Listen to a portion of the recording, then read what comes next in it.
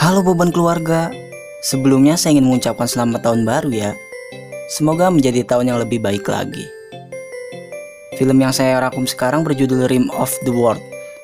Bercerita tentang petualangan 4 anak kecil yang menyelamatkan dunia dari serangan alien. Langsung aja siapin sebatang, racik kopi kalian, dan selamat menyaksikan.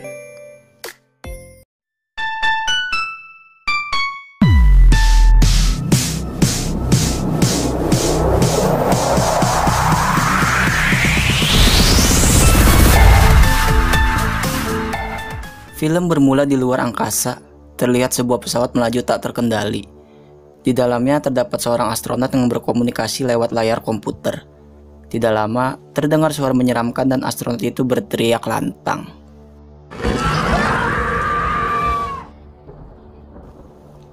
Scene berpindah pada seorang anak kutu buku yang bernama Alex.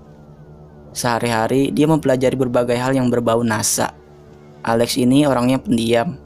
Dia memiliki trauma kebakaran yang menyebabkan ayahnya tewas.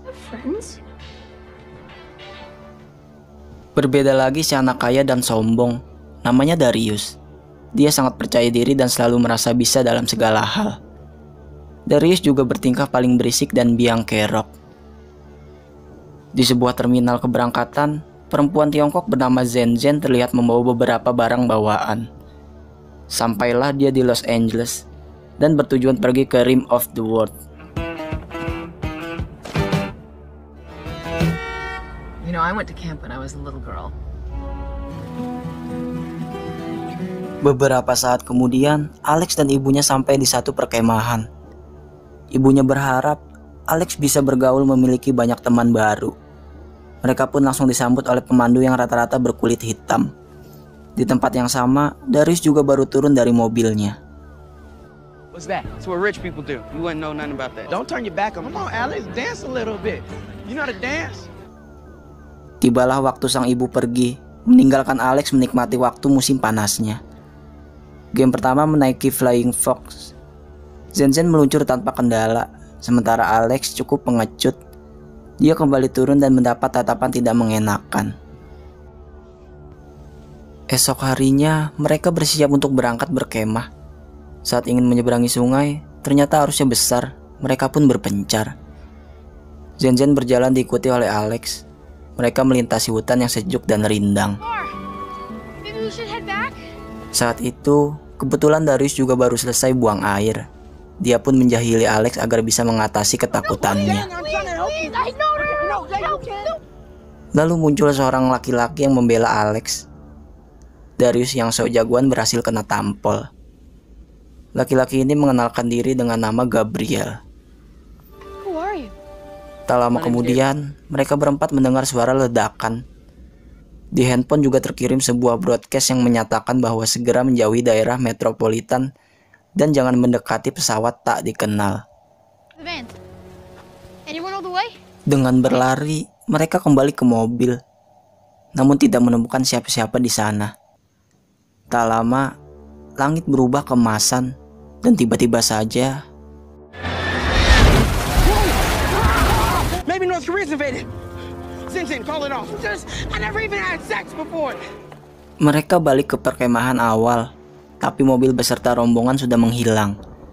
Hanya tersisa satu pemandu yang terlihat teler. Mereka pun bergegas mencari telepon, namun saluran dan listrik telah padam. Saat keluar, pemandangan pesawat berseliweran, tembakan dan ledakan di mana-mana. Juga sebuah kapsul naga yang baru jatuh dari atas langit. Penasaran, mereka menghampiri. Darius mulai sotoy mengira dunia mau berakhir. Bacotan dia pun berhenti saat pintu pesawat terbuka. Seorang wanita keluar dan tampak terluka. Wanita ini menitipkan sebuah kunci yang harus mereka berikan ke Dr. Fielding di lab JPL NASA. Bersama dengan itu, seekor alien yang mirip longga-longga muncul, melahirkan anak dari punggung dan mengejar mereka. Buru-buru mereka mencari tempat bersembunyi.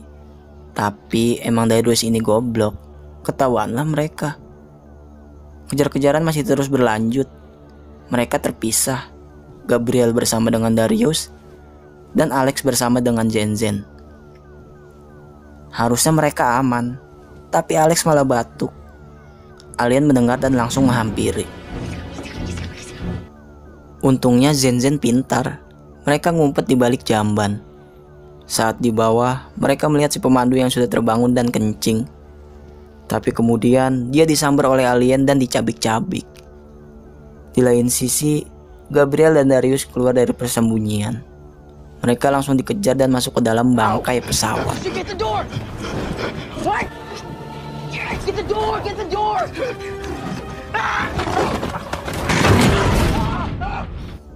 Alex dan Zen menyusul, tapi tidak sadar di belakangnya ada yang siap memangsa.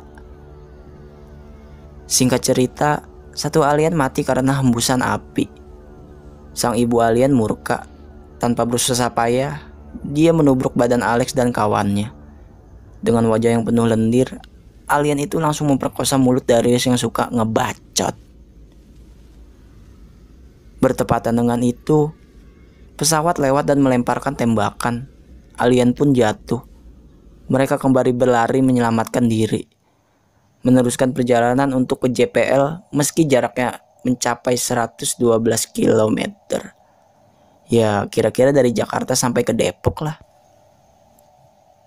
Mereka pun menaiki sepeda, berniat menyerahkan kunci pada polisi yang berjaga di bawah gunung. Kabar buruknya, Alex tak bisa menaiki sepeda. Alhasil mereka menuntunnya bersama-sama. Di tengah jalan, baru mereka membantu mengajari Alex. The faster you go, the easier it is to stay doing that.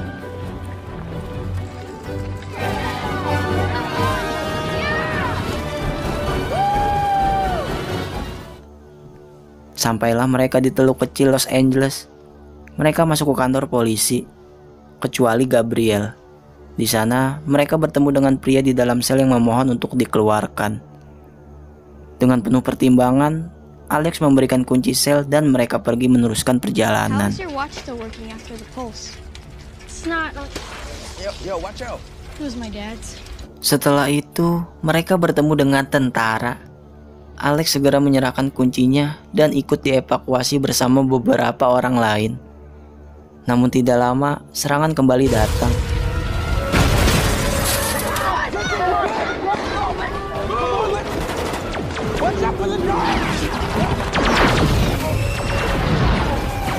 Karena tak ada waktu untuk melarikan diri, tentara ini menyerahkan kembali kunci itu pada Alex. Promise me.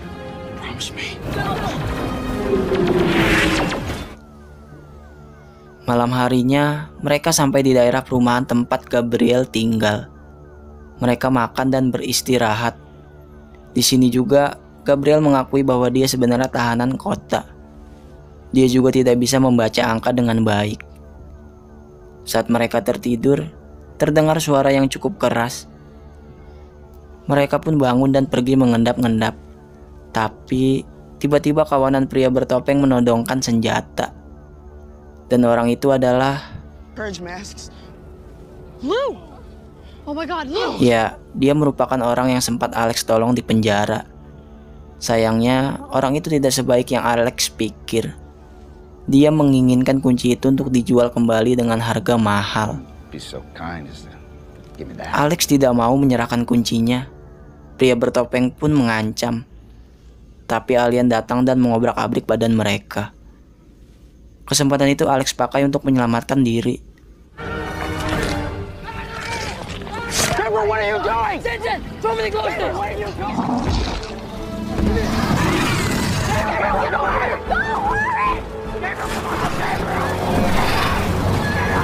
Dan alien berhasil Gabriel jebloskan ke kolam renang.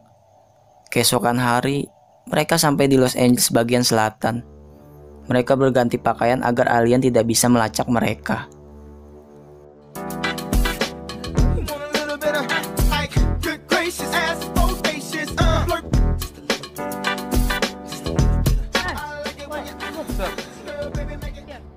Saat di luar, mereka menemukan sebuah mobil. Zen mengambil alih kursi kemudi dengan ugal-ugalan.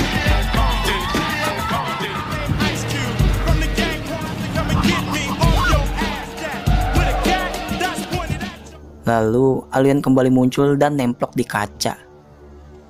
Mereka panik. Laju mobil semakin tak terkendali hingga mereka terpaksa melompat dan mobil terjatuh menimpa alien tersebut. Sesaat, Alex tersadar bahwa kunci itu tertinggal di dalam mobil.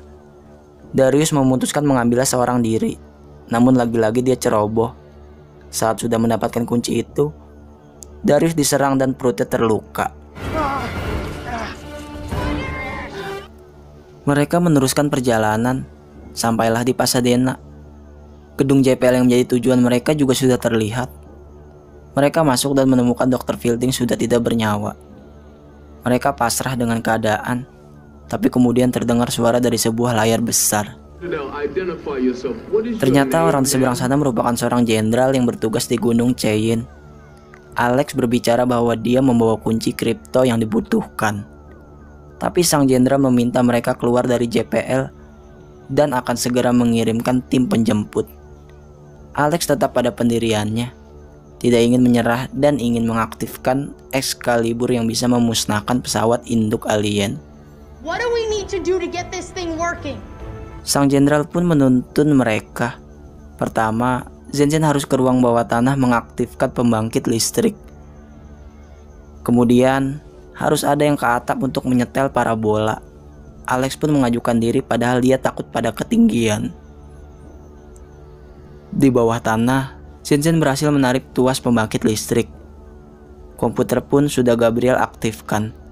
Tapi di atas, Alex harus sedikit berdrama karena saat memanjat, alien yang tadi kembali hidup dan mengejarnya. Gabriel pun sudah mendapatkan sandi. Dia panik karena tidak bisa memasukkan angka. Sementara Darius tidak sadarkan diri. Beberapa detik kemudian, Darius sadar dan menuliskan angka itu pada Gabriel. Zenzen pun sampai, dan mereka lekas memasukkan 2 kartu secara bersamaan. Usai dari itu, alien menemukan mereka. Untungnya, Alex datang dan alien itu jadi mengejar dirinya. Sementara Gabriel dan 2 kawannya mampu mengaktifkan Excalibur dan menembakkan pesawat alien tepat sasaran. Di lain sisi, Alex juga berhasil memanggang alien dengan menembakkan semacam roket. Alien itu mati dan Alex keluar dari gedung dengan selamat.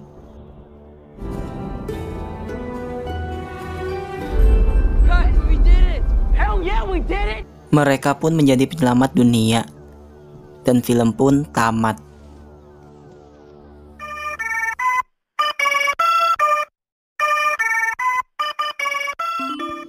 Apakah film ini menghibur? Yes. Apakah film ini bagus banget? No. Jujur saja, bagi saya film ini terlalu banyak plot hole-nya. Selain itu, alien yang ditampakkan juga cuma itu-itu aja. Peran tentara pun tidak ada perlawanan, tapi cocok lah untuk ditonton bareng keluarga. Ya, segini aja review dari saya. Kalau kalian terhibur silahkan like dan subscribe, karena saya belum ngopi dari kemarin. Sampai berjumpa lagi. Salam beban keluarga, salam anak pertama.